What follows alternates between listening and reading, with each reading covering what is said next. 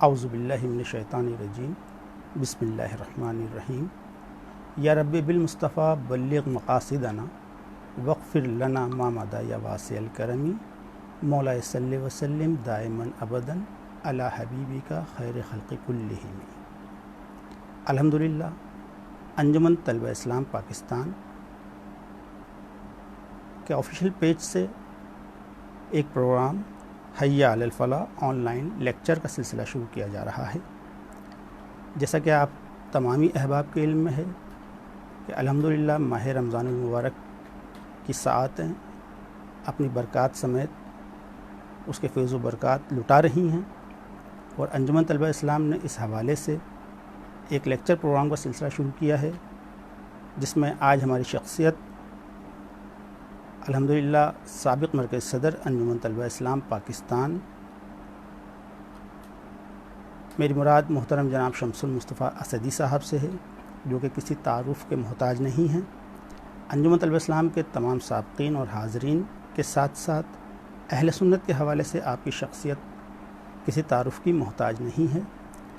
आप अंजुमन तलबा इस्लाम के साबिक़ मरकज़ सदर होने के अलावा सिलसिला क़ादरिया मखदूमिया कलंदरिया में आपको खिलाफत हासिल है पीर महमूद मुस्तवार कलंदर दामद बरकतुम आलिया से, और आप अपनी इन खिदमात को काशान कलंदरी गोल्डन टाउन कराची में भी अंजाम दे रहे हैं और मुस्तफ़ा जान के नाम से मारूफ़ हैं।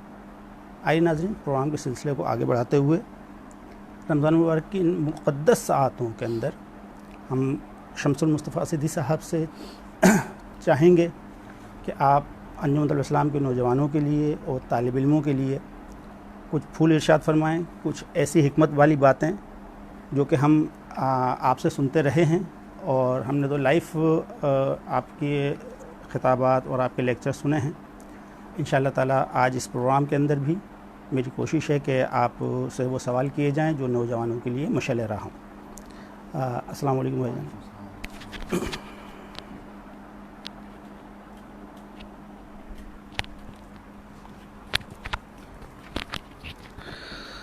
अल्हम्दुलिल्लाह।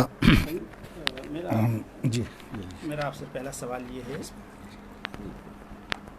चल तो भाईजान से मेरा पहला सवाल ये है कि आप थोड़ा सा ये इरशाद फरमाएँ कि हमारे नौजवान अंजुमन तलबा इस्लाम के दोस्त और नौजवान तालिब इल्म रमज़ान मुबारक की फैज़ व बरक़ात के हवाले से इन साअतों को कैसे गुजारें।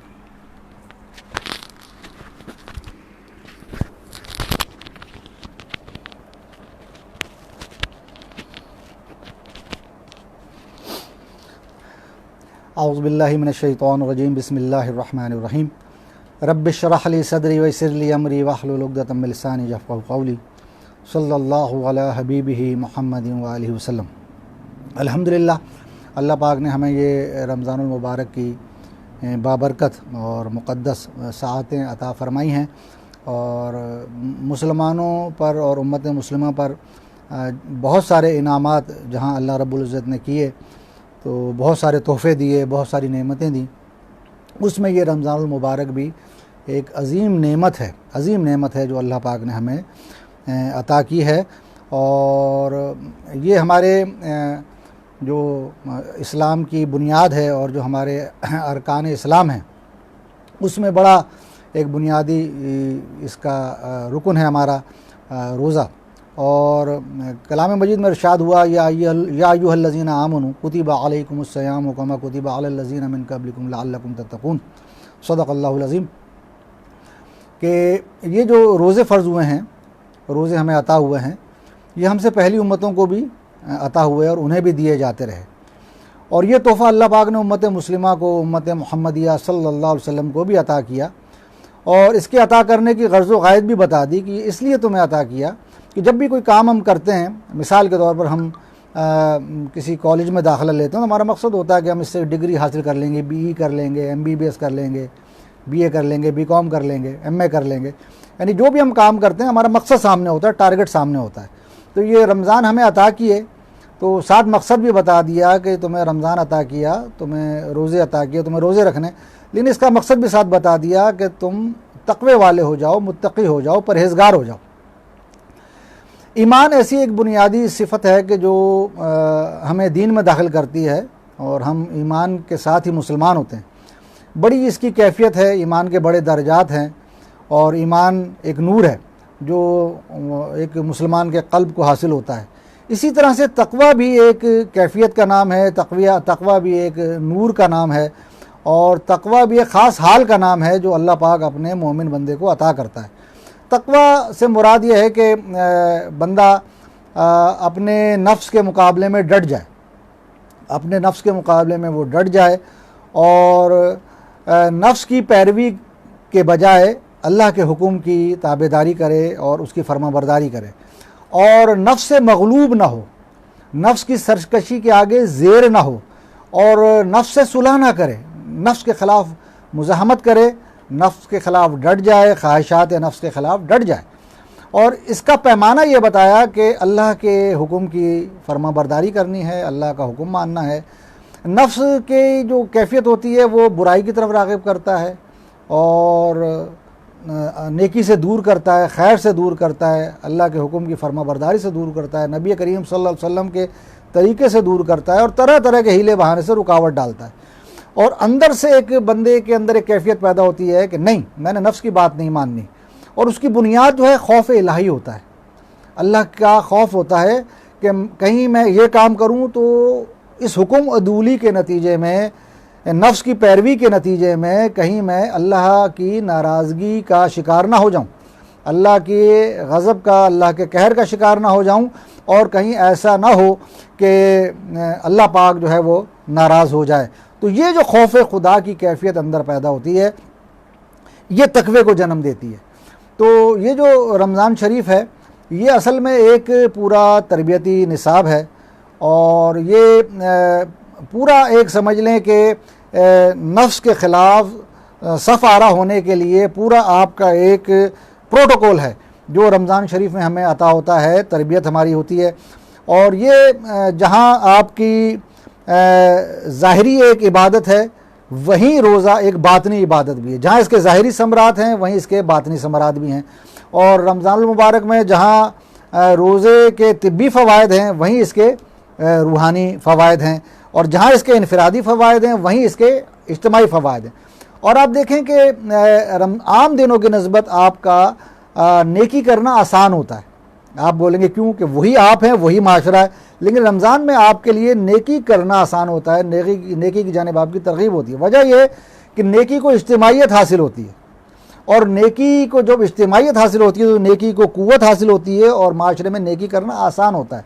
और आप देखिए रमज़ान में जब आप नेकी करते हैं तो उस नेकी के समरात माशरे पर भी मुरतब होते हैं और माशरे के अंदर एक नेकी फ़रोग़ पाती है और खैर फ़रोग़ पाता है और नेकी करना ज़्यादा आसान हो जाता है।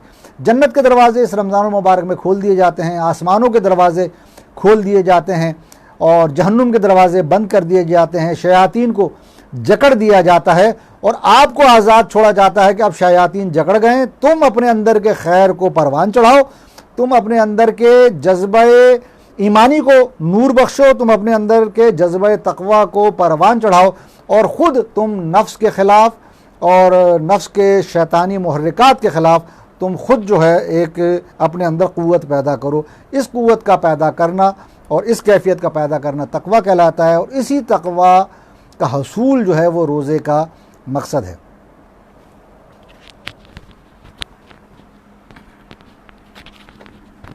जी भाईजान, बिल्कुल आपने सही फरमाया कि इस तरह के अवामिल रमज़ानुल मुबारक में बहुत आसान होते हैं, नेकी करना बहुत आसान होता है और ख़ास तौर पर नौजवानों के लिए। और अंजुमन तलबा इस्लाम में तो हमने ये बात बहुत बदरजातम ये मौजूद है नौजवानों में कि वो उनके अंदर ईसार का जज्बा बहुत ज़्यादा हमने देखा और ख़ुद भी हम अंजुमन तलबा इस्लाम में जिस वक्त काम करते थे तो उस वक्त भी नौजवानों में एक दूसरे के लिए भी बहुत ईसार का जज्बा होता था। तो और आज भी हम माशरे में देख रहे हैं कि मौजूदा जो हालात चल रहे हैं इसमें अंजुमन तलबा इस्लाम के नौजवान पूरे मुल्क में जिस तरीके से लोगों की खिदमत के लिए आगे आए हुए हैं और माजी में भी हमने देखा कि जब भी वतन अज़ीज़ में मुसलमानों को कोई परेशानी हुई तो अंजुमन तलबा इस्लाम के नौजवानों ने आगे बढ़कर जो है ईसार का मुज़ाहरा किया और लोगों की खिदमत की। अच्छा भाईजान, इसमें एक चीज़ आती है कि आजकल इस्लामी तहज़ीब और जदीदियत का एक बड़ा कॉन्सेप्ट चल गया है। तो इस हवाले से यह है कि इस्लामी तहज़ीब और जदीदियत में हम आहंगी क्या है, कैसे मतलब हम आहंगी हो सकती है। अब बाज़ लोग ये समझते हैं कि जी जदीदियत वो बिल्कुल अलग चीज़ है, जिद्दत अलग चीज़ है, और इस्लाम एक कुरून उला से मतलब एक पुरानी चीज़ लोग कॉन्सेप्ट है लोगों का। तो इस हवाले से थोड़ी सी रोशनी डालें ख़ासतौर पर हमारे नौजवानों के लिए, ताकि उनको इससे कुछ फ़ायदा हासिल।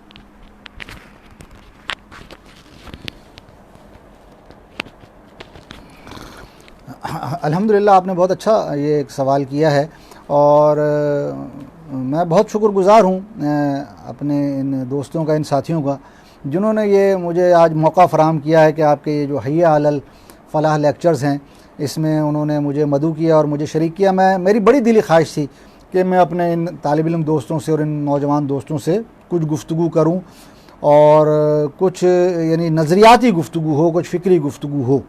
तो अल्हम्दुलिल्लाह आज आपने ये मौका दिया, और सवाल भी आपने ऐसा ही पूछ लिया है। ज़ाहिर बात है वक्त तो बहुत मुख्तसर है और बहुत मुख्तसर जवाब देना है आपको इसका, लेकिन सवाल ये पूरा एक समझ लें फ़िक्री एक लेक्चर है। देखिए, इस्लाम जो है इसकी यानी ईमानियात के असूल और ज़ाब्ते हैं, और इसकी इबादात के असूल और ज़ाब्ते हैं, और तर्ज़ माशरत के असूल और ज़ाब्ते हैं, और पूरी ज़िंदगी को दीन ने अहाते में लिया हुआ है। यानी आपने कलमा पढ़ा, आपने अल्लाह रब्बुल इज़्ज़त की तौहीद का इकरार किया, रसूल अकरम सल्लल्लाहु अलैहि वसल्लम की रिसालत का आपने इकरार किया, आपने किताबों पर आप ईमान लाए, आप मलाइका पर ईमान लाए, साबका अंबिया पर आप ईमान लाए, और आपने अरकान इस्लाम को कबूल किया और उन पे इबादत शुरू की, और आपने माशरत में अपनी तर्ज़ ज़िंदगी में उस दीन को ला इलाहा इल्लल्लाह मुहम्मद रसूलुल्लाह, इस कलमे को आपने अपने दीन की ज़िंदगी के एक एक गोशे पर जब नाफिज किया तो वो तहज़ीब बन गई। तहज़ीब किसे कहते हैं? तहज़ीब आपका रहन सहन, आपका लिबास, आपका ज़िंदगी गुजारना, आपकी रिवायात, आपकी रसूम और आपकी तर्ज़ माशरत, यानी कि पूरा तर्ज़ हयात, वो मिलकर एक तहज़ीब बनता है। इस तमाम चीज़ें इसमें शामिल हैं, आपकी अखलाकियात भी उसमें शामिल हैं, आपकी रसूम भी शामिल हैं, आपके रिवाज भी उसमें शामिल हैं, आपका जीना, आपका रहना, और आपका पूरा एक यानी ज़िंदगी का जो साइकिल है उसको हम तहज़ीब कहते हैं। तो इस्लामी तहज़ीब जो है ये इसके कुछ बुनियादी असूल हैं, और वो बुनियादी असूल ईमानियात हैं, वो बुनियादी असूल अक़ायद हैं, और वो बुनियादी असूल इबादात हैं, और वो बुनियादी असूल तर्ज़ माशरत के हैं। तो ये इस्लाम की बुनियादें हैं। जब दीन गया, मिसाल के तौर पर अब इस्लाम जो है वो किसी एक ज़माने का या किसी एक इलाक़े का या किसी एक मखसूस कौम का दीन नहीं है, बल्कि ये पूरी दुनिया के लिए आया है। और रसूल अकरम सल्लल्लाहु अलैहि वसल्लम ने उस दावत को अपना नुक्ता कमाल और नुक्ता उरूज अता किया है, जो आदम अलैहिस्सलाम से शुरू हुई है। रसूल अकरम की जो दावत है और जो आपकी तालीमात हैं वो सिर्फ मुहम्मदी तालीमात नहीं है, वो पूरा खुलासा है और पूरा कमाल है। आदम अलैहिस्सलाम से लेकर इब्राहीम अलैहिस्सलाम तक, फिर मूसा अलैहिस्सलाम, ईसा अलैहिस्सलाम, तमाम अंबिया जितने कमोबश 1,24,000 अंबिया आए, उनकी दावत का तसलसल भी है और उनकी दावत का नुक्ता कमाल और नुक्ता उरूज भी है। तो ये पूरी आलम के दुनिया के लिए है, ये किसी एक खत्ते। अब मिसाल के अरबों के यहाँ दीन जब वहाँ पहुँचाया गया और दीन की तालीमात पहुँचाई गई, तो अरबों का अपना एक रहन सहन था और अरबों की एक अपनी माशरत थी, उनकी तहज़ीब थी। जब इस्लाम वहाँ गया तो उसने अरबों की तहज़ीब को मुकम्मल तौर पे तबाह नहीं किया। ये नुक्ता गौर से समझिए, दीन जो है वो तहज़ीब को तबाह नहीं करता, तहज़ीब की तत्हीर करता है, तहज़ीब की प्योरिफिकेशन करता है। अरब माशरे के अंदर उनकी तहज़ीब की तत्हीर हुई और उनकी प्योरिफिकेशन हुई, और इस्लाम उस तहज़ीब से हम आहंग हो गया। यानी अरबों की तहज़ीब और इस्लामी तहज़ीब मिलकर उनमें हम आहंगी हुई और एक इस्लामी तहज़ीब के साथ उनका सफ़र शुरू हो गया। गोया अरबों की अपनी तहज़ीब भी तबाह दीन ने नहीं की। इस तरह जब वो हिंदुस्तान में आया तो हिंदुस्तान की अपनी तहज़ीब थी, हिंदुस्तान के लोगों का अपना रहन सहन था, उस तहज़ीब को तबाह नहीं किया गया, बिल्कुल मलियामेट नहीं किया गया, बल्कि उस तहज़ीब की भी तत्हीर की गई, उसको पाक साफ़ किया गया और उस तहज़ीब के साथ इस्लामी तहज़ीब को हम आहंग करके उस तहज़ीब को इस्लामी तहज़ीब के सांचे में ढाल दिया गया। तो लोगों के लिए दीन पर अमल करना आसान हो गया। मैं बहुत ज़्यादा मिसालें नहीं दूंगा वक्त की इख्तिसार के पेश नज़र। तो इसी तरह से अब जदीदियत ने एक और तहज़ीब को जन्म दिया है। हमारे इस जदीदियत में टेक्नोलॉजी आई है और जदीदियत के अंदर सनत में तरक्की आई है, टेक्नोलॉजी आई है, और अब इंफॉर्मेशन टेक्नोलॉजी ने हमारी ज़िंदगी की जो तर्ज़ हयात है उसको बिल्कुल बदल के रख दिया और बहुत ज़्यादा तेज़ कर दिया है। जिस तरह के मैंने कहा कि जो दीन है वो तहज़ीब को तबाह नहीं करता, तहज़ीब की तत्हीर करता है। अब जो जदीदियत है, ये नौजवानों के जहन में अक्सर ये सवाल उठता है, जो तालिब इल्म है उनके जहनों में सवाल उठता है, तो जो हमारी जदीदियत है, जो जिसने हमारे तर्ज़ ज़िंदगी को यकसर बदल के रख दिया है और हमारे लाइफ स्टाइल को बदल के रख दिया है, हमारे अतवार को बदल के रख दिया है, तो अब अगर आप ये कहें कि जी हम दीन पर अमल करेंगे तो इस जदीदियत के साथ हम चल नहीं सकते। तो देखिए जो टेक्नोलॉजी होती है ना, ये बात याद रखिएगा, तालिब इल्म दोस्त हैं, आला क्लासों में पढ़ने वाले हैं, जो टेक्नोलॉजी होती है वो वैल्यू न्यूट्रल होती है। यानी जो टेक्नोलॉजी है वो ना मुसलमान है, ना वो काफिर है, ना वो हिंदू है, वो टेक्नोलॉजी है, वो वैल्यू न्यूट्रल है। तो लेकिन उसके समरात तहजीब पर मुरतब होते हैं। मिसाल के तौर पर लोग पहले बहुत जल्दी सो जाया करते थे, इशा पढ़ी और सो गए। अब जब से बिजली आ गई है तो बिजली के साथ जो है वो टीवी आ गया है, टीवी के साथ अब नेट आ गया है, तो अब लोग पूरी पूरी रात जागते रहते हैं। तो देखें, एक टेक्नोलॉजी आने से कहाँ जो लोग इशा के बाद सो जाते थे अब वो फजर पढ़ के सोते हैं, पूरी रात जागते रहते हैं। तो ये पहले लोगों का वक्त जो है वो इबादत में ज़्यादा गुजर होता था, अब इबादत को रिप्लेस कर रही है तफरी। अब हमारा वक्त ज़्यादा तफरी में गुजर हो रहा है, इबादत रिप्लेस हो रही है तफरी से। नेट हमारे हाथ में होता है और हम उसमें मगन हो जाते हैं, वो वक्त जो हमें इबादत को देना चाहिए वो हम तफरी को दे रहे हैं। तो अब इसमें जो जदीदियत है, जिसमें मैं कहता हूँ कि जो टेक्नोलॉजी है वो वैल्यू न्यूट्रल है, तो अब हमारे यहाँ यही वही काम हमने करना है कि जो इस्लामी तहजीब है उसको जदीदियत से हम आहंग करना है। जदीदियत को दीन पर गालिब नहीं होने देना है, जदीदियत के ताबे दीन को नहीं कर लेना है, अपने तर्ज़ ज़िंदगी को जदीदियत के ताबे नहीं कर लेना है, बल्कि जो इस्लाम की बुनियादें हैं जदीदियत के मुताबिक हमने उससे हम आहंग करना है। और हमने अपने तर्ज़ हयात में जो जदीद दौर से जो हम इफ़ादा कर सकते हैं, फ़ायदा ले सकते हैं, वो फ़ायदा भी हमने लेना है, इससे इस्तिफ़ादा भी करना है, जदीदियत के समरात से मुस्तफ़ीद भी होना है। लेकिन जो इसकी हलाकत खैज़ी है और जो दीन से दूरी है और जो इबादत को रिप्लेस कर रही है तफरी, इस जुमले को समझिए आप, इबादत तफरी से रिप्लेस हो रही है। हमारी ज़िंदगी में तफरी का वक्त यानी कि एंटरटेनमेंट का वक्त, नेट पे मशगूल होने का वक्त, मीडिया पे मशगूल होने का वक्त ज़्यादा हो गया है और इबादत का वक्त कम हो गया है। तो हमने इसको जदीदियत को अपने ऊपर गालिब नहीं होने देना और इस्लाम को उसके ज़ेर नहीं लाना है, बल्कि इस्लाम को उसके ऊपर गालिब रखना है। जो हमारी ईमानियात के, हमारे अकायद के और हमारी इबादात के और हमारी तर्ज़ माशरत के जो बुनियादी ज़ाब्ते दीन ने हमें सिखाए हैं, उसके मुताबिक हम जदीदियत से हम आहंग हो जाएंगे और चलते रहेंगे। और जहाँ जदीदियत हमारे उन बुनियादी ईमानियात पर या हमारी इबादात पर या हमारे अकायद पर या हमारे तर्ज़ माशरत पर जो है असरअंदाज होने लगेगी, तो जदीदियत के उस चीज़ को हम तर्क कर देंगे और हम छोड़ देंगे। तो गोया दीन जो है वो जदीदियत को यकसर रद्द नहीं करता है, टेक्नोलॉजी को यकसर रद्द नहीं करता, इसलिए कि टेक्नोलॉजी बज़ाते खुद वैल्यू न्यूट्रल है, वो उसकी कोई अपनी वैल्यू नहीं है, तो हमें उसके साथ एडजस्ट होने में कोई मसला नहीं है।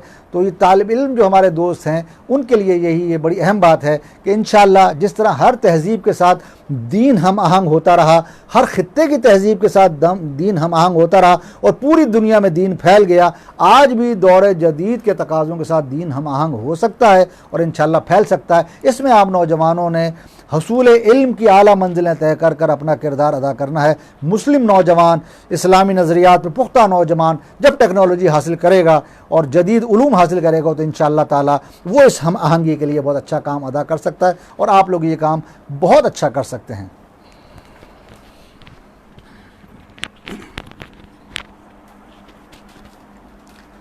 माशाल्लाह भाईजान, आपने इस हवाले से जो नुकात बयान किए हैं ख़ासतौर पर नौजवानों के लिए, तो ये चीज़ हम देखते हैं कि आजकल नौजवान अपना ज़्यादा टाइम, इसमें कोई शक नहीं है कि वो सोशल मीडिया की तरफ ज़्यादा रग़बत है, लेकिन उसको मज़बत भी लिया जा सकता है और उस टेक्नोलॉजी को इस्लामी तरवीज व अशात का भी ज़रिया बनाया जा सकता है। जैसे कि अंजुमन तलबा इस्लाम के बाज़ नौजवानों को मैंने देखा कि वो इस सोशल मीडिया के ज़रिए पैगाम सैयदी मुर्शिदी या नबी सल्लल्लाहु अलैहि वसल्लम के पैगाम को आम करने में मसरूफ़ अमल हैं और ना सिर्फ पाकिस्तान बल्कि पाकिस्तान से बाहर भी इस वक्त जो एक ही सदा हमें अगर सुनाई देती है तो सैयदी मुर्शिदी या नबी सल्लल्लाहु अलैहि वसल्लम की सदा है।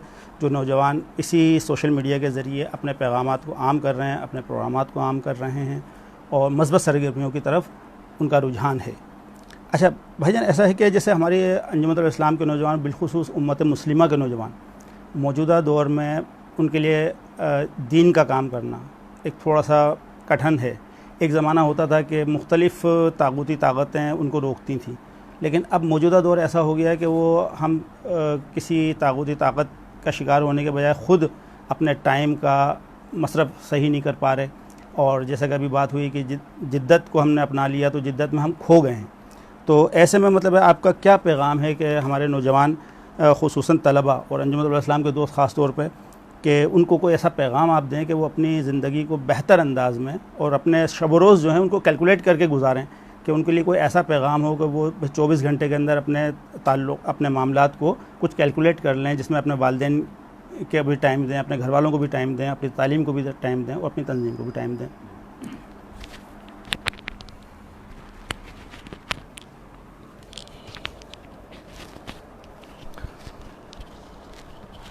ये भी एक अलमिया हमारा है कि हम जो है जहाँ इस दौर में बहुत सारी और चीज़ों की बेबरकती का शिकार हैं, तो वहीं हम जो है वक्त की बेबरकती का भी बहुत ज़्यादा शिकार हैं।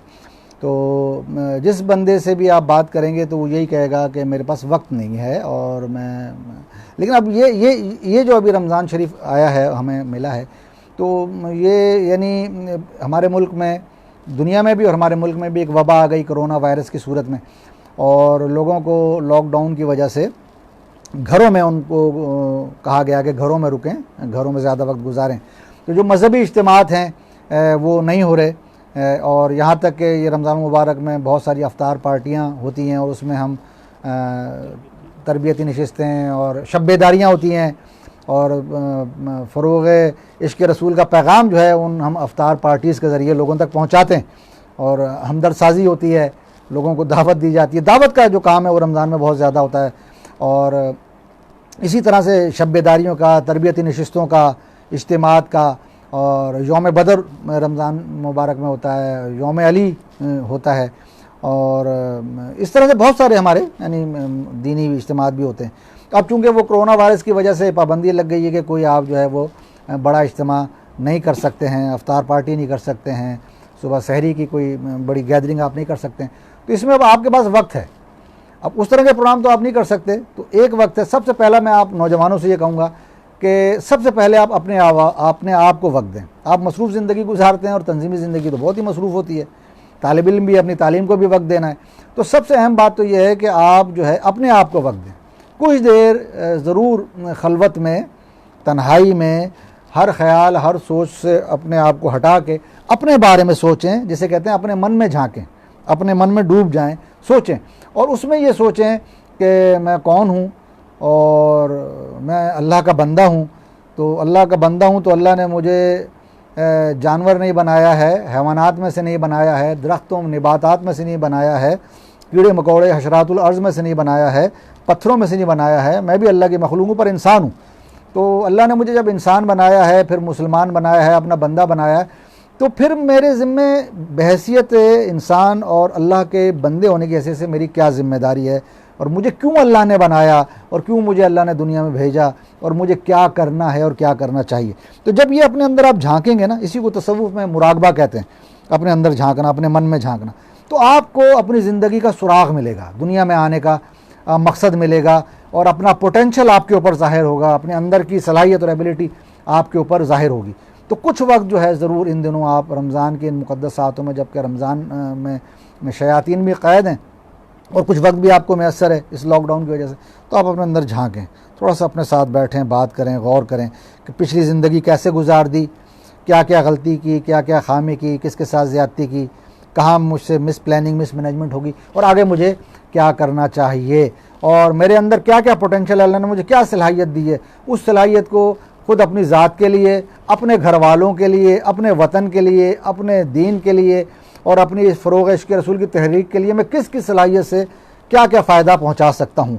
तो अपने पोटेंशियल को अपने अंदर से उजागर करें, अपनी ख़ुद शनासी की तरफ आप जाएँ, एक बात। दूसरी बात यह है कि अमूमन हमारी ज़िंदगी इतनी मसरूफ़ है कि हम जो है वो अब वो मामूल नहीं रहा तिलावत कुरान का। तो पहले ये था कि हम सुबह उठते थे तो कुछ ना कुछ ज़रूर कलाम मजीद की तिलावत को हम वक्त दिया करते थे। अब मैं ये देखता हूँ कि चूँकि वो लाइफ स्टाइल चेंज हुआ है तो तिलावत कुरान का जो रुझान है वो बहुत कम हुआ है। तो कुरान फ़हमी की तरफ बहुत ज़्यादा तवज्जो दें, ये बड़ी अहम बात है। कुरान फ़हमी की तरफ लाजमी, जो ख़ुसूसन जो फ़रोग़ इश्क़ रसूल सल्लल्लाहु अलैहि वसल्लम की तहरीक से वाबस्ता जो अज़ीम दोस्त हैं, जिनके चेहरों पर और जिनके दिलों पर नबी करीम सल्लल्लाहु अलैहि वसल्लम की मोहब्बत का नूर छलकता है, सुभान अल्लाह, तो वो दोस्त जो हैं ज़रूर कुरान के मुताले को अपनी आदत बनाएं। और चूँकि आप तालिब इल्म हैं, पढ़े लिखे लोग हैं, बाशऊर लोग हैं और आपने आगे चल के इस माशरे में बड़ा अहम किरदार अदा करना है, तो कुरान को तिलावत करें। तिलावत कुरान का अपना अजर है, एक एक हर्फ पर नेकी मिलनी है, लफ्ज़ पर नहीं, एक एक हर्फ पर नेकी मिलनी है, तो बड़ा इसका अजर है, वो अजर सवाब भी मिलेगा। साथ फिर उसका तर्जुमा पढ़ना शुरू करें कि जो अल्लाह पाक है, मौला अली सरकार ने फरमाया कि जब मैं ये चाहता हूँ कि अल्लाह मुझसे बातें करे तो मैं कुरान पढ़ता हूँ, और जब मैं चाहता हूँ मैं अल्लाह से बातें करें तो मैं नमाज पढ़ता हूँ। तो आप जो है कलाम मजीद को पढ़ें तो वो देखें कि ये अल्लाह की बातें, अल्लाह हमसे क्या कह रहा है, अल्लाह क्या पैगाम दे रहा है, क्या चाह रहा है, क्या मैसेज दे रहा है। कुरान को इस नीयत से पढ़ें, तो उसका तर्जुमा भी पढ़ें और साथ अगर मुमकिन हो सके तो उसकी आप तफसीर भी थोड़ी थोड़ी पढ़ें। ज़रूरी नहीं कि एक दिन में आप सारी तफसीर पढ़ लेंगे, सारा कलाम मजीद पढ़ लेंगे, सारा जितना हो सके, लेकिन एक अपनी आदत बना लें, सुबह या रात में जो आपको वक्त मिलता है, तिलावत कुरान, उसका तर्जुमा और उसकी कुछ ना कुछ तफसीर आप मुताला कर लें। इसके साथ साथ अपनी ज़िंदगी के मामूल में आप शामिल करें, क्योंकि आप फ़रोग़ इश्क़ रसूल की तहरीक से वाबस्ता हैं, तो ये हो नहीं सकता कि इश्क़ रसूल सल्लल्लाहु अलैहि वसल्लम की हम बात करें तो हम जो है वो दुरूद ना पढ़ें। तो अपनी ज़िंदगी का मामूल बनाएं कि कसरत से दुरूद पाक आपने दिन में पढ़ना है। और अगर आप बहुत ज़्यादा कसीर पढ़ते हैं तो आसान है, हर वक्त पढ़ते रहें, हर वक्त पढ़ते रहें, जितना हो सके पढ़ते रहें। वरना कुछ मामूल ये रखें कि कम अज़ कम मैंने 3 तस्बीहां या 2 तस्बीहां या कम अज़ कम 1 तस्बीह तो मैंने पढ़नी ही पढ़नी है। एक मामूल बना लें कि ये मेरा रोज़ का मामूल है, तो दुरूद पाक की आप कसरत करें। साथ ही ये है कि हम आम दिनों में मसरूफ़ होते हैं तो एक जनरेशन गैप होता है, हम अपने वालिदैन हमारी बात नहीं सुनते और समझते, हम अपने वालिदैन की बात नहीं और सुनते समझते। तो ये जो लॉकडाउन है और रमज़ान मुबारक है, अपने वालिदैन के साथ कुछ वक्त ज़रूर गुजारें, अपने दिल की बात अपने वालिदैन से कहें, उनके पाँव दबाएं, उनके हाथ दबाएं, उनके माथे दबाएं, उनका हाथों का बोसा लें, उनके पैरों पाँव का बोसा लें। वालिदैन की मोहब्बत अपने दिल में पैदा करें, बहुत बड़ी नेमत है। जिनको वालिदैन जिनके नहीं है, जिनको यतीमी मिली है, उनसे पूछें ये वालिदैन कितनी बड़ी नेमत है। तो इन दिनों अगर वक्त मैसर है तो बिल्कुल अपने वालिदैन का चेहरा देखना होता है ना, ये भी इबादत है। वालिदैन का चेहरा देखना मोहब्बत से इबादत है। तो वालिदैन का चेहरा देखें, मोहब्बत से देखें, प्यार से देखें, इबादत का सवाब। और उनकी कुछ खिदमत करें, कुछ उनसे बातें सुनें। हम मसरूफ़ होते हैं, उनको वक्त नहीं देते, वो तरसते रहते हैं कि कोई हमारा बेटा भी हमारे साथ बैठ जाए। तो वालिदैन को वक्त दें, ज़रूर वक्त दें। बहन भाई हैं तो सबसे अहम रिश्ता जो अल्लाह ने बनाया हुआ है वो वालिदैन के बाद फिर बहन भाइयों का हमारा खूनी रिश्ता है। तो आपकी अगर बहन है तो उससे प्यार से उसके साथ बैठ जाएं, भाई है तो बैठ जाएं, बड़ा भाई है तो उसके साथ बैठ जाएं, छोटे हैं तो उनके साथ प्यार से बैठ जाएं। अपने भाइयों को भी ज़रूर आप कुछ ना कुछ वक्त दें, टाइम दें उनको। अच्छा, इसमें फिर ये है कि जो नेट है ये आपको आपके फिंगर पर है, नेकी और बदी आपके अंगूठे और उंगली की टिप पर है। इधर घुमाया तो खैर देख रहे हैं, इधर घुमाया तो शर देख रहे हैं, इधर घुमाया तो कोई अच्छा लेक्चर सुन रहे हैं, उधर घुमाया तो गैर अखलाकी चीज़ें आपके सामने आना शुरू हो गई। तो इसमें कोई आपको देख तो रहा नहीं है, तो आप जो मर्ज़ी देखते रहें, जो मर्ज़ी करते रहें। अपने अंदर से इस रमज़ान में नफ्स की, क्योंकि रोज़े का मतलब यह है नफ्स की मुखालफत करना, नफ्स के ख़िलाफ़ मुज़ाहिम होना। देखें रमज़ान क्या है, रमज़ान में आप पानी पीना जायज़ है, हलाल है पानी, रोटी खाना, सालन खाना हलाल है, हम खाते हैं, है ना। और लेकिन रमज़ान में आपको मना कर दिया जाता है कि सुबह सादिक से लेकर ग़रूब आफ्ताब तब तक मगरिब तक आपने पानी नहीं पीना है, आपने खाना नहीं खाना, यही रोज़ा है। तो आप देखें, आप अल्लाह के कहने से हलाल काम से रुक गए। अल्लाह के कहने से तकवा यह है कि हलाल काम से रुक गए। खाना खाना उसमें क्या बुराई थी, लेकिन अल्लाह ने कहा नहीं खाना, आपने कहा नहीं खाऊंगा। पानी पीने में क्या बुराई थी, कोई बदी तो नहीं थी, लेकिन अल्लाह कहा आपने इस दौरान पानी नहीं पीना, आपने कहा नहीं पीऊँगा। तो अल्लाह के हुक्म से रोज़ा जो है ना, रोज़ा सबसे बड़ा रूहानियत का मुजाहिदा है। रोज़ा तौहीद का सबसे बड़ा दर्स है। कोई आपको नहीं देख रहा, आप चुपके से पानी पी लें, कोई नहीं आपको देख रहा, आप कमरे में जाके खा लें, लेकिन आपको पता है मेरे अल्लाह ने मना किया है, अल्लाह मेरा देख रहा है। आप ना खाना खा रहे हैं ना आप पानी पी रहे हैं। ये तौहीद है। रोज़ा आपकी तौहीद को मजबूत करता है, रोज़ा आपके तसव्वुर आखिरत को मजबूत करता है, रोज़ा आपकी रूहानियत को बहुत ज़्यादा मुस्तहकम करता है, तौहीद को। तो आप जब ये रमज़ान में ये रोज़े रखते हैं तो अपने अल्लाह से अपना ताल्लुक़ बहुत ज़्यादा मजबूत करें और आखिरत का खौफ अपने अंदर पैदा करें, नेट का दुरुस्त इस्तेमाल करें, खैर का इस्तेमाल करें। और इसमें बहुत अहम बात मैं आपसे कहूँगा कि बातें बहुत सारी करनी हैं दोस्तों से, मेरा प्यार है, आपके प्यारे प्यारे चेहरे आँखों के सामने होते हैं। सैयदी मुर्शदी या नबी के नारे पे ये झूमते हुए नौजवान, ये मस्त होते हुए नौजवान और इस नाम को रसूल पाक सल्लल्लाहु अलैहि वसल्लम के अपना विरद जाँ और वजीफ़ा जाँ बनाते हुए ये नौजवान बड़े अजीम नौजवान हैं। कौन सा नौजवान है जो आज के दौर में तालीम जो है वो महंगी हो गई है, तालीम प्रोफेशनल हो गई है, प्राइवेट इदारे हो गए हैं, तो किसका ये वक्त है कि इस तरफ राग़िब हो। इस दौर में भी अगर आप सैयदी मुर्शदी या नबी को अपना वजीफ़ा बनाए हुए हैं और इस नाम पे झूमते हैं, वजद में आते हैं, तो ये सही खानकाही निज़ाम है और सही मस्ताना निज़ाम है और सही कलंदराना निज़ाम है। अल्लाह पाक आपको सलामत रखे। तो एक जो चीज़ ख़त्म हो गई वो मुताले की आदत है, मुताले की आदत है। हमें याद है कि जब हमने अपनी तंजीमी ज़िंदगी गुजारी है तो हमारे हर यूनिट के साथ लाजिम था कि किस बंदे ने कितने हमदर्द बनाए, यानी कितने नए लोगों को दीन की दावत पहुंचाई, कितने हमदर्द बनाए, पूछा जाता था आपने कितने लोगों तक दावत पहुंचाई, कितना आपका हफ्तावार इज्तिमा हुआ। अगर आपके यहाँ हमदर्द साजी हो रही है और आपका इज्तिमा हफ्तावार हो रहा है या 15 रोज़ा महाना हो रहा है तो आपकी तंजीम ज़िंदा है, यूनिट ज़िंदा है। और अगर हमदर्द साजी नहीं हो रही और आपका ये इज्तिमा नहीं हो रहा तो समझ लें आपका वो यूनिट डेड है। और उस यूनिट में लाजमी था कि एक लाइब्रेरी बनी होती थी, लाजमी था लाइब्रेरी बनी होती थी, उससे हम किताब इशू कराते थे, हम पढ़ते थे। आज के नौजवान का सबसे बड़ा अलमिया ये है कि ये जो आपके पास आ गया ना ये मोबाइल और नेट, तो अब लोग पढ़ते नहीं हैं, मुताला ख़त्म हो गया, मुताला ख़त्म हो गया है। तो आप अपने अंदर जो है किताब बीनी की और मुताले की आदत ज़रूर डालें। इसको अपना एक तरह का आप अपनी एक लाजमी अपनी ज़िंदगी का हिस्सा कर लें कि जिस तरह आप कपड़े पहने बगैर बाहर नहीं निकलते, आप खाना खाए बगैर अपना दिन नहीं गुजारते, लाजमी आप अपनी ज़िंदगी में लाजिम कर लें कि आपने कोई किताब अच्छी सी चुन कर किताब आपने पढ़नी है, लाजमन आपने किताब पढ़नी है। मुताले का जो आदत है उसको आप डालें, अच्छी किताब आप चुनें। अब चूँकि वक्त का भी ख्याल है, आखिरी बात कह के मैं ख़त्म कर देता हूँ कि इसमें ये बात आ गई, मुझे दोस्तों ने कहा था कि मौजू ये है कि रमज़ान कैसे गुजारें, तो ये एक पूरा ओवरऑल लाइफ का भी एक स्केड्यूल आ गया है और रमज़ान में आपने क्या क्या करना है वो बात भी तकरीबन इसी में आ गई है। एक बात यह है कि ये दौर फितने का दौर है और ये दज्जालियत का दौर है और इसमें हर चीज़ में खैर और शर का पहलू दोनों होता है ना, जो चाहे आप ले लें। तो ये जो मीडिया है इसमें मीडिया आपका और ये नेट दोनों चीज़ों में खैर का पहलू भी है और शर का पहलू भी है, खैर का पहलू भी है और शर का पहलू भी है। और इसमें दज्जालियत ज़्यादा है। दज्जालियत से मुराद क्या है? फ़रेब है, झूठ है, फ़रेब और झूठ है।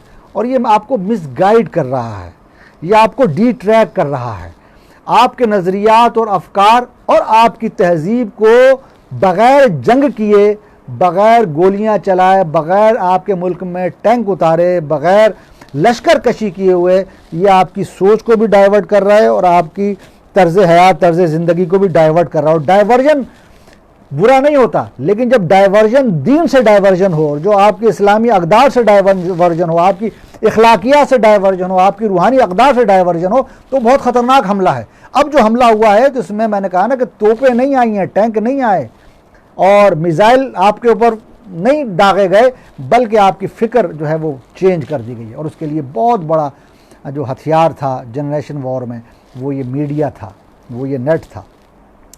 और आप इसका मुकाबला नहीं कर सकते, आप इसका मुकाबला कैसे फिर आप करेंगे? जो नौजवान हैं, जो तालिब इल्म हैं, जो तंजीमी ज़िंदगी गुजार रहे हैं, तो मेरे अज़ीज़ भाइयों, मेरे बहुत प्यारे भाइयों और मेरे बेटों, मैं ये कहूँगा कि इस दौर में अगर इस दज्जालियत का आपने मुकाबला करना है, ये याद रखिए, आप कोई ख़बर आप आँख बंद करके ना सुने, किसी एंकर का तबसरा आप आँख बंद करके ना सुने, किसी एंकर को अपना हीरो और अपना आइडियल ना बनाएं, किसी चैनल को अपना मतमय नज़र, अपना आइडियल और अथॉरिटी ना बनाएं, बल्कि आप जब मुताला करेंगे और बहुत ज़्यादा गहरा मुताला करेंगे, आपकी अपनी एक राय बनेगी और चीज़ों को ख़ुद तज्ज़िया करके उनसे नतीजा निकालने की आपके अंदर सलाहियत पैदा होगी। उसके लिए पहली बात कि एक माहौल है दोस्तों का, ये जो आप फ़रोग़ इश्क़ रसूल सल्लल्लाहु अलैहि वसल्लम की तहरीक के दोस्त हैं, ये अपना कोई ना कोई स्टडी सर्कल, मुताले का सर्कल,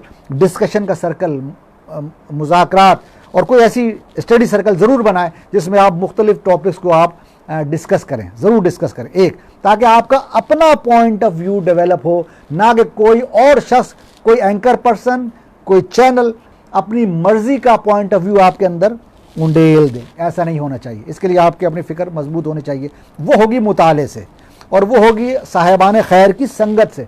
आपने आपके जो दोस्तों का सर्कल है ना, ये जो आपका फ़रोग़ इश्क़ रसूल और मोहब्बत रसूल सल्लल्लाहु अलैहि वसल्लम के दोस्तों का, हाज़रीन और साकिन का सर्कल है, ये इस दौर में बहुत बड़ी नेमत है। नेकी जो है ना, ये साहले लोगों की संगत में बड़ी आसानी से परवान चढ़ती है। दूसरी बात ये कि अगर आपने इसका मुकाबला करना है, इस दज्जालियत का, तो आपने मस्जिद और मिंबर से अपना ताल्लुक़ इस दौर में बहुत ज़्यादा मजबूत करना है। पहले से कहीं ज़्यादा ज़रूरत है कि आप मस्जिद से और मिंबर से अपना ताल्लुक़ मजबूत करें। जो उलमाए हक़ हैं और जो मुत्तकी उलमा हैं और जो नेक और प्यार और दीन सिखाने वाले उलमाए कराम हैं, तो मस्जिद और मिंबर से आप अपना ताल्लुक़ बहुत ज़्यादा मजबूत करें। ये आपकी राय को डाइवर्ट, दज्जालियत की तरफ डाइवर्ट होने से बचाएंगे। ये उलमाए हक़, इनकी संगत, इनकी सोहबत, मस्जिद में बैठना और उलमाए हक़ की में मिंबर से करीब होना, ये इस दौर का भी तकाज़ा भी है और ज़रूरत भी है। दूसरा, खानकाह और मसनद से अपना ताल्लुक़ जोड़ें। हर जगह अल्लाह वाले मौजूद हैं, हर जगह अल्लाह वाले मौजूद हैं। अल्लाह के दोस्त, अल्लाह के नेक बंदे, साहले बंदे, औलिया अल्लाह मौजूद हैं। उन्हें तलाश करें, उन्हें तलाश करें। जहाँ झूठ है और जहाँ धोखा है, वहाँ सच्चाई भी है। तलाश करें, सच्चाई मिल जाएगी। सच्चे दिल से ढूंढेंगे, मिल जाएगी। आपके इलाके में यकीनन किसी वली का मज़ार होगा, ज़रूर उस वली के मज़ार पर हाज़िरी दिया करें, फ़ातिहा पढ़ें, जाकर सलाम पेश करें और उनकी बारगाह में तवज्जो से ऐसे क़ल्ब को हाज़िर करके बैठ जाएं और कहें, मैं मुझे कुछ नूर अता फ़रमाएँ, कुछ रहनुमाई फ़रमाएँ, और जो ज़िंदा अल्लाह के वली कहीं घूम रहे हैं, कहीं फिर रहे हैं, मुझे उन तक पहुँचा दें, मुझे उनसे मिला दें। तो साहिबान मज़ार से अपना ताल्लुक़ रूहानी कायम करें। और जो मसनद हैं, जो खानकाह है जहाँ तज़किया नफ्स होता है, अंदर धोया जाता है, उन खानकाहों से भी अपना ताल्लुक़ तोड़ें। आप देखें कि जानबूझ के ऐसी फ़ज़ा की पैदा की जा रही है कि उलमाए कराम को, जिसे हम मौलवी कहते हैं, उसे दानिस्ता मज़ाकन मुल्ला कहा जा रहा है। और जो हमारे मशाइख़ हैं, जो मशाइख़ इज़्ज़ाम हैं, खानका नशी हैं, मसनद नशी हैं, उन्हें एक बड़े अजीब से टाइटल, पीर के टाइटल से कह के जो है वो, तो ताकि ये है कि लोगों के जहन में ये नाम ऐसे बिठा दिए जाएँ कि लोग इनके करीब ही ना जाएँ। अच्छा, आप देखें, नौजवान हमारा जो है, तालिब इल्म हमारा जो है, वो मस्जिद नहीं जाएगा, मिंबर के करीब नहीं जाएगा, खानकाह नहीं जाएगा, मसनद नशीनों से अपना ताल्लुक़ कायम नहीं करेगा। तो ये फिर आपका काम है, ये आपका काम है नौजवानों का, कि नौजवानों को लाएँ, अपने हल्के अहबाब में लाएँ और फिर उन्हें मिंबर और उलमाए हक़ के साथ जोड़ दें और फिर उन्हें खानकाह नशी और मसनद नशीनों के साथ जोड़ दें। और अल्लाह पाक ने आपको ये सलाहियत दी है। पढ़े लिखे नौजवान भी हैं और दौर जदीद में जी रहे हैं, हर चीज़ का फ़ैसला कर सकते हैं कि सही कौन है, गलत कौन है, सच कहाँ है, झूठ कहाँ है, हक़ कहाँ है, फ़रेब और धोखा कहाँ है। में आप उलमाए हक़ को भी पहचान सकते हैं और आप औलिया अल्लाह को भी पहचान सकते हैं। फिर आप धोखा नहीं खाएंगे, धोखा है ज़रूर है, लेकिन आप खाएंगे नहीं। रसूल अकरम सल्लल्लाहु अलैहि वसल्लम तशरीफ़ फरमा हैं और सहाबा कराम आपके अंबिया के बाद सबसे अजीम हस्तियाँ ये सहाबा कराम, वो तशरीफ़ फरमा हैं। और नबी करीम रऊफ़ुर रहीम आका व मौला सल्लल्लाहु अलैहि वसल्लम फरमा रहे हैं सहाबा कराम से, क्या मैं तुम्हें अल्लाह के वलियों की पहचान ना बता दूँ, औलिया अल्लाह की पहचान ना बता दूँ? किससे कह रहे हैं? सहाबा कराम से। वो शायद हमारे लिए दर्स देना था। साहबा ने कहा, बिल्कुल या रसूलल्लाह फरमाइए।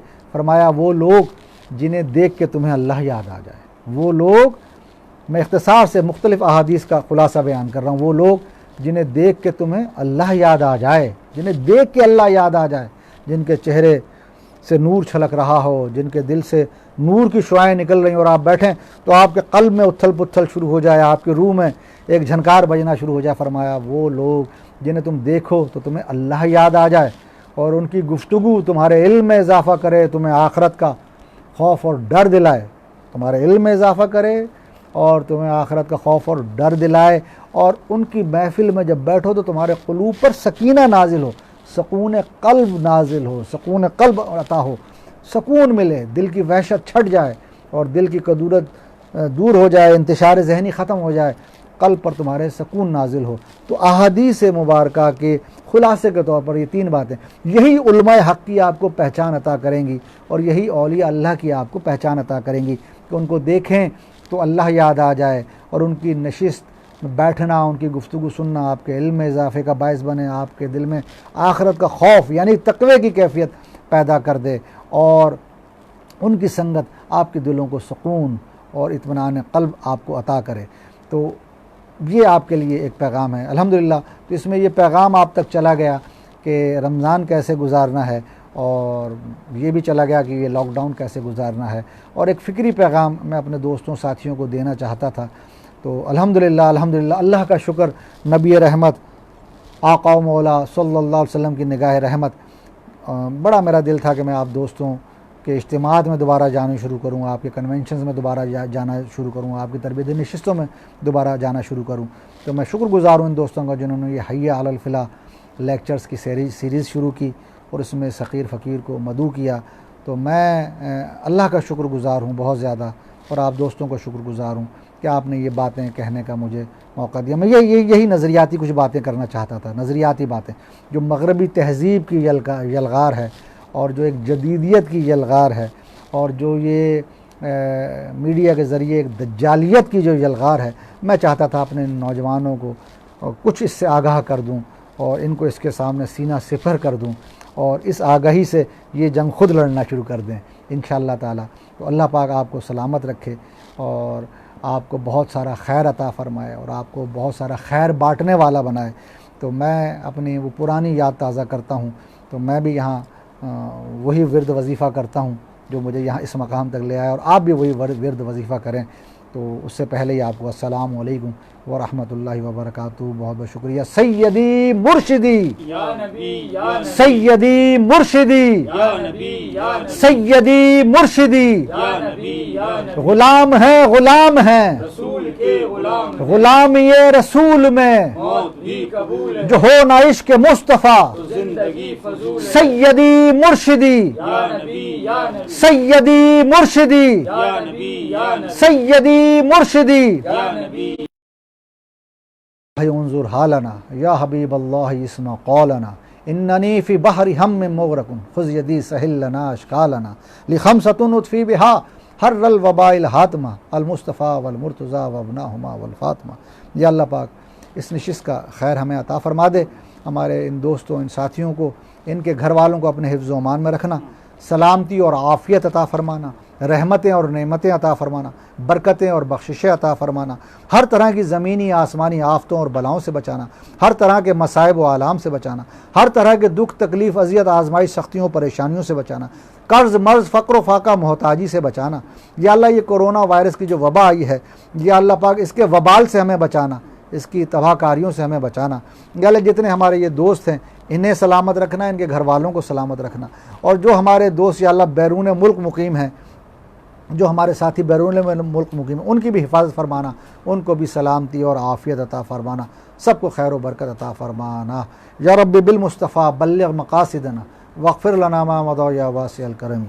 व सल्लल्लाहु तआला अला खैरि ख़ल्क़िही मुहम्मदिन व आलिहि व सहाबिही अजमाइन बिरहमतिका या अरहमर राहिमीन बिहक़्क़ि ला इलाहा इल्लल्लाहु मुहम्मदुर रसूलुल्लाह सल्लल्लाहु अलैहि वसल्लम।